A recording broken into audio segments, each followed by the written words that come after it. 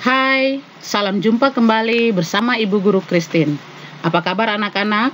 Harapan Ibu Guru, kalian tetap semangat walaupun belajar dari rumah.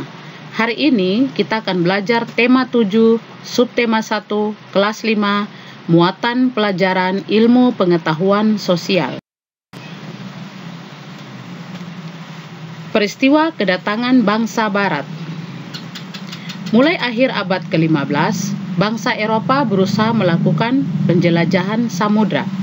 Bangsa Eropa yang pertama datang ke Indonesia adalah bangsa Portugis pada tahun 1511. Kemudian bangsa Spanyol pada tahun 1521. Bangsa Belanda pada tahun 1596 dan Inggris pada tahun 1811.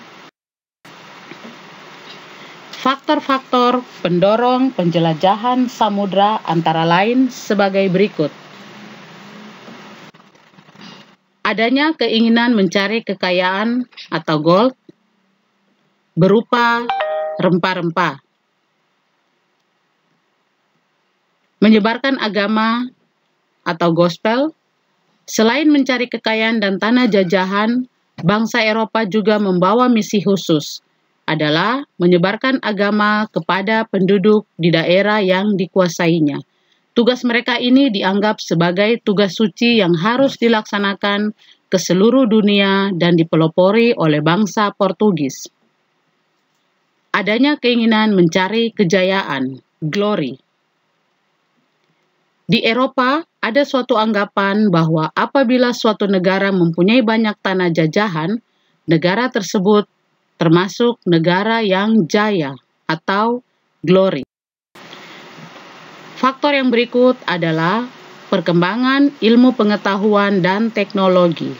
Di antaranya adalah dikembangkannya teknik pembuatan kapal yang dapat digunakan untuk mengarungi samudra yang luas. 2. Ditemukannya mesiu untuk persenjataan yang digunakan untuk melindungi pelayaran dari ancaman bajak laut.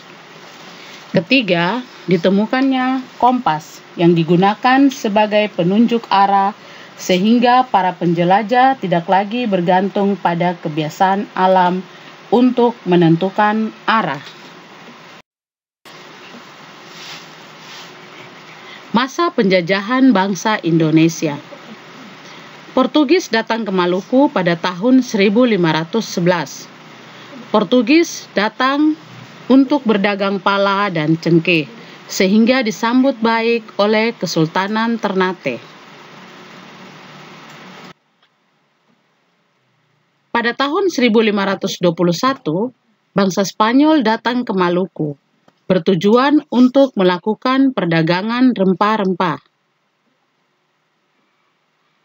Belanda pertama datang pada 27 Juni 1596 di Banten dipimpin oleh Cornelius de Houtman. Belanda ingin menguasai Banten sebagai pusat perdagangan rempah-rempah. Pada tanggal 20 Maret 1602, Belanda mendirikan VOC atau Serikat Perusahaan Dagang Hindia Timur di Indonesia.